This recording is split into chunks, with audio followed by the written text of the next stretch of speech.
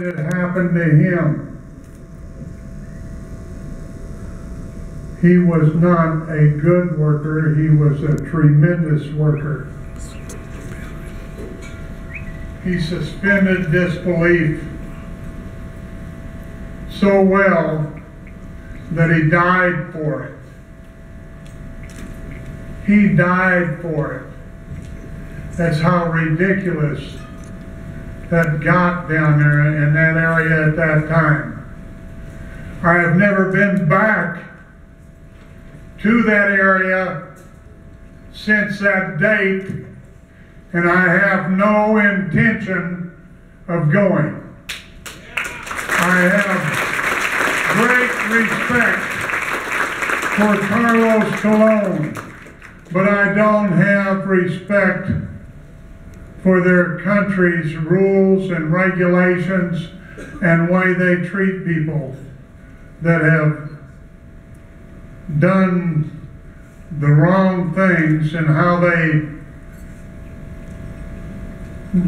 do so many other things to just let them go. I loved him. I love Bruiser Brody. He was one of the toughest guys that I have ever known. He came originally from Iowa State to West Texas State, where we played football together. And he was an amazing guy. He'd come down there and he was absolutely crazy, and he would disrupt the entire team. I was on the first team, he was red-shirted on the third team, and Bruiser would disrupt it by just tearing a hole in the line or whatever he had to do. And he would do it every day. And he was just about as tough of a guy as I ever met in my entire life. And then Bruiser, you know, is a little crazy too, because he got kicked out of Iowa State and came to West Texas.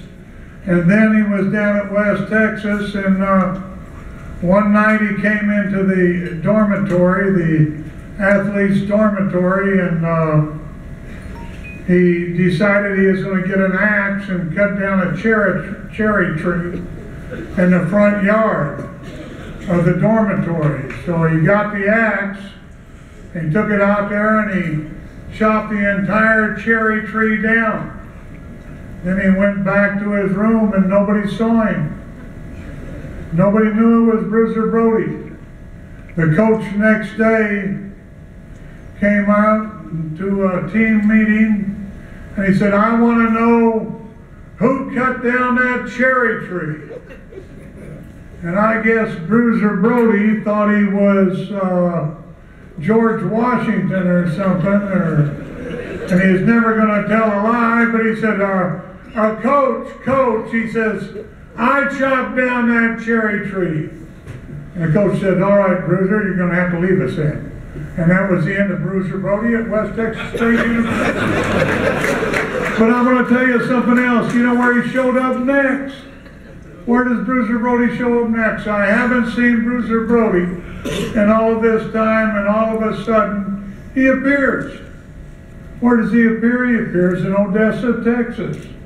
You know where they have all of the oil now. Odessa, the middle of Texas. Anyhow, Bruiser's down there in Odessa, Texas, and what's he's doing? He becomes the head sports writer at the Odessa Times. I can't believe it. And this guy just kept on doing things and doing things. He was a tremendous, tremendous performer, and I am absolutely telling you the honest to God truth. It cost him his life, his performance did.